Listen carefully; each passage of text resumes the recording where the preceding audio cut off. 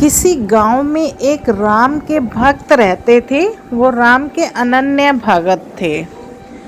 वो गांव-गांव घूमते थे, एक गांव से दूसरे गांव और दूसरे से तीसरे गांव। वो जिस किसी गांव में भी जाते और राम मंदिर में ठहरते और वहाँ राम की कथा करते।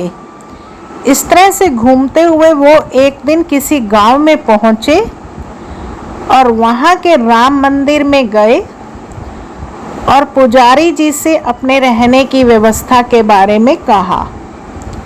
पुजारी जी ने कहा, ठीक है, मैं रहने की व्यवस्था तो कर दूंगा आपकी, पर हमारे गांव की एक विशेषता ये है कि यहाँ राम कथा को कोई नहीं सुनता। तो उस सज्जन ने कहा, कोई बात नहीं, मैं अपनी राम कथा राम जी को तो सुनाऊंगा, राम जी भी सुनेंगे और हनुमान जी भी सुनेंगे। जैसा कि हम सब जानते ही हैं, जहाँ भी राम कथा होगी वहाँ पे हनुमान जी अवश्य पधारेंगे। तो ऐसा ही वो सज्जन को भी पूरा विश्वास था कि हनुमान जी तो अवश्य ही मेरी कथा सुनेंगे। तो जब ये बात उसने पुजारी जी से कही तो पुजारी जी समझ गए कि ये राम के सच्चे भगत हैं। तो उन्होंने कहा, ठीक है, मैं आपकी यहाँ रहने की व्यवस्था कर देता हूँ। तो पुजारी ने उनकी रहने की व्यवस्था कर दी। तो अगले दिन पुजारी आया मंदिर में, उसने सफाई करी, पूजा अर्चना करी और चला गया। और जो भगत वहाँ ठहरे हुए थे उन्होंने अपनी राम कथा कही, पर कोई भी गांव में से व्यक्ति कथा को सुनने के लिए नहीं आया। इसी तरह से दूसरे दिन भी पुजारी आए, पूजा अर्चना करे, सफाई करे और चला जाए। और जो व्यक्ति भगत वहाँ ठहरा हुआ था वो अपनी कथा कहता। दूसरे दिन भी कोई व्यक्ति कथा सुनने नहीं आया। तीसरे दिन एक व्यक्ति कथा सुनने आया और चौथे दिन एक और व्यक्ति कथा सुनने के लिए आ गया। और पांचवें दिन उस गांव में एक बड़ा कंजूस सेठ रहता था। वो मंदिर में माथा टेकने आया। जिस समय वो मंदिर में आया उस समय भगत जी राम कथा कर रहे थे। तो सेठ ने जैसे ही मंदिर में माथा टेका, उसे एकदम से आवाज़ आई, हनुमान, अरे हनुमान, सुनते हो क्या? और फिर आवाज़ आई, जी प्रभु, कहिए।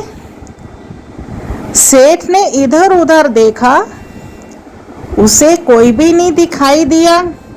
फिर उसने मूर्ति की तरफ देखा तो उसे लगा ये आवाज़ मूर्ति से आई है और ये मूर्तियां आपस में बातें कर रही हैं। तो सेठ कान लगा के सुनने लगा। तो राम जी ने कहा, हनुमान, तुमने देखा ये भगत इतने दिनों से हमारी कथा कर रहा है और गांव में से कोई भी व्यक्ति कथा सुनने नहीं आता। तुम्हें नहीं लगता कि इसको दक्षिणा के रूप में कुछ मिलना चाहिए? तो हनुमान जी ने कहा, प्रभु, मैंने तो पहले ही सोच रखा है, जिस दिन कथा समाप्त हो जाएगी उस दिन इसे 1000 रुपये दक्षिणा में दे दूंगा।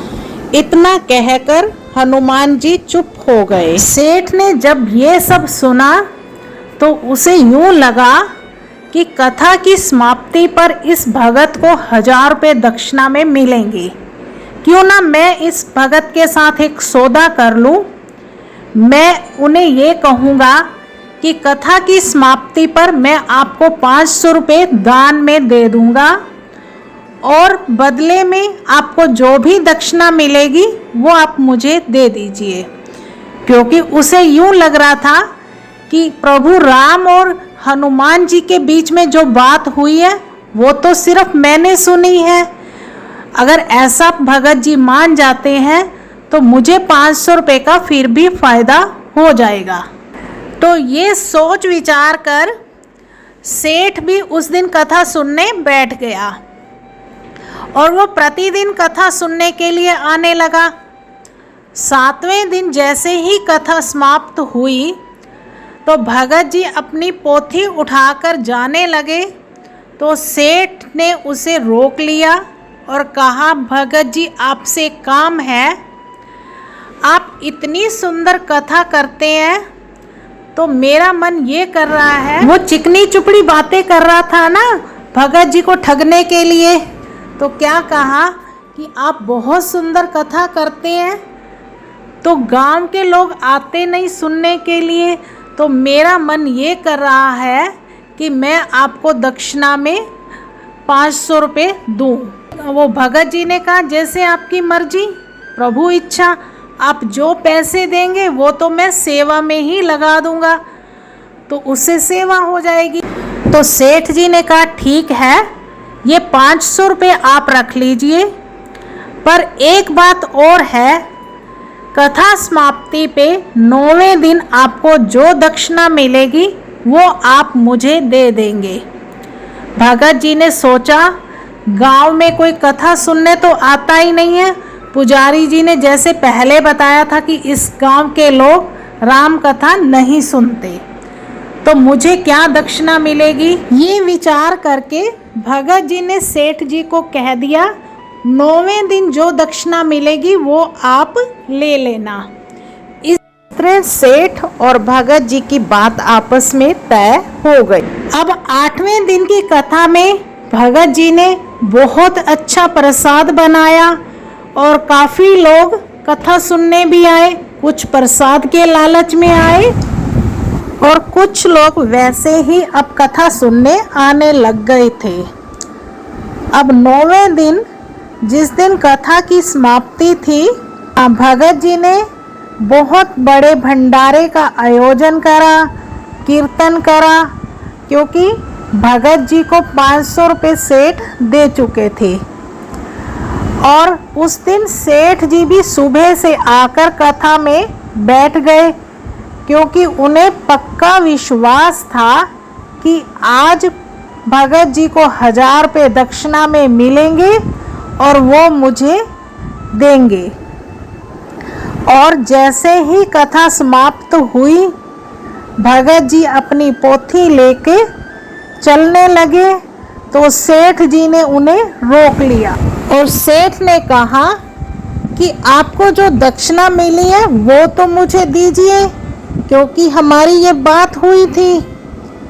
तो भगत जी ने कहा, मुझे कोई दक्षिणा नहीं मिली। सेठ ने कहा, ऐसे कैसे हो सकता है, क्योंकि उसे पूरा विश्वास था, उसने हनुमान जी की बात सुनी थी। तो वो कहने लगा, आपको दक्षिणा मिली है। तो भगत जी ने कहा, मुझे जो दक्षिणा मिली है वो मैंने नहीं उठाई, वो वहीं पर रखी हुई है, आप वहाँ से जाकर ले लीजिए।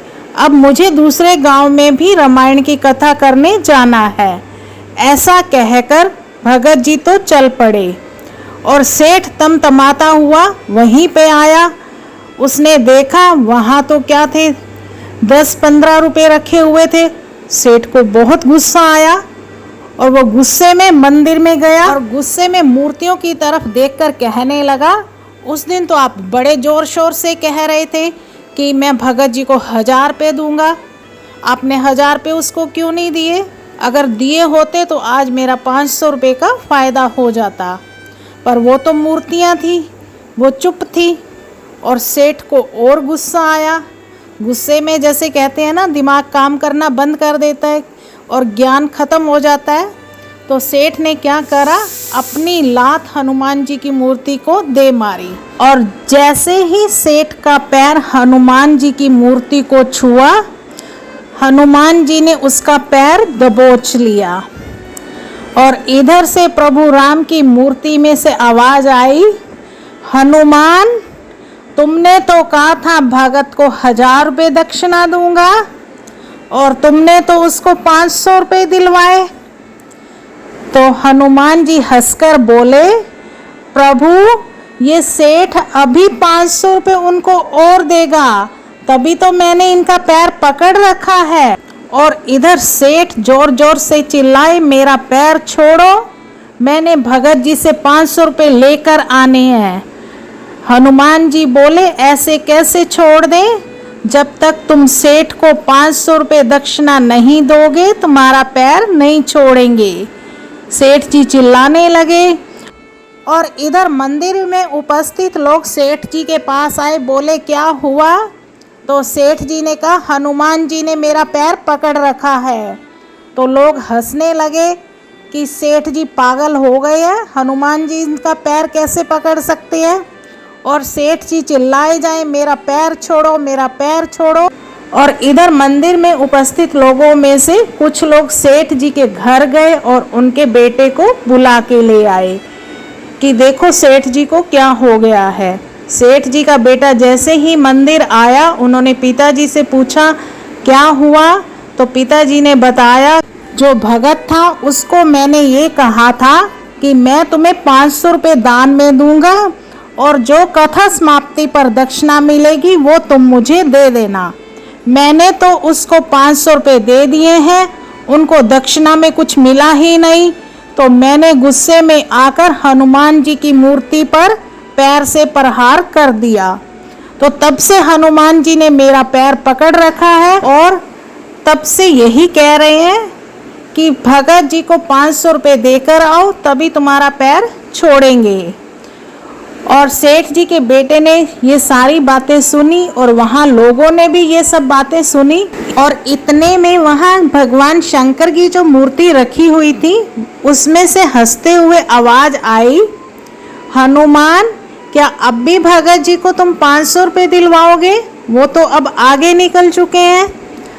तो हनुमान जी ने हंसते हुए कहा, प्रभु अगर आप आज्ञा करें तो इनको 1000 रुपये दिलवा देते हैं सेठ से, जैसी आपकी इच्छा। तो भगवान शंकर ने क्या कहा, अब तो भगत जी को 1000 रुपये ही दिलवाने बनते हैं, क्योंकि ये सेठ पैसे देने में आनाकानी कर रहा है और इस सेठ ने भगत जी को ठगने का भी प्रयास किया है। तो अब तो आप इसे 1000 रुपये ही दिलवाओ। तो हनुमान जी ने कहा, प्रभु जैसी आपकी इच्छा। तो ये सब बातें गांव के लोगों ने सुनी और सेठ जी ने ये जब सुना तो बड़े व्यथित मन से अपने बेटे को आज्ञा दी कि भगत जी को ढूंढो और उनको 1000 रुपये देकर आओ। और सेठ जी के बच्चे भागते हुए गए और भगत को ढूंढ के 1000 रुपये उन्होंने उसको दे दिए और वापस मंदिर में आकर पिताजी से कहा कि हमने भगत को 1000 रुपये दे दिए। तब हनुमान जी की मूर्ति में से आवाज आई, प्रभु आपकी आज्ञा का पालन हो गया है, भगत जी को पूरी दक्षिणा मिल गई है, और कोई आज्ञा हो तो बताइए। तो प्रभु राम ने क्या कहा, हनुमान जी आपने बहुत अच्छी सेवा करी, भगत जी को पूरी दक्षिणा दिलवाई, अब उनका जीवन अच्छे से बीत जाएगा। इसी के साथ हनुमान जी ने सेठ का पैर छोड़ दिया और सेठ क्रोधित होकर घर वापस आ गया। तो कितना अच्छा प्रसंग है, ये एक सत्य घटना पर आधारित है। भगत के मन में लालच नहीं था, वो जो कथा कर रहा था हनुमान और भगवान राम को समर्पित करके कर रहा था, तो प्रभु राम जी को तो उसका ध्यान था। हमारे से ज़्यादा चिंता हमारी प्रभु को होती है अगर हम पूरी तरह से उनको समर्पित हों। तो अगर हमारा समर्पण पूरा होगा तो हमें चिंता करने की कोई ज़रूरत नहीं है।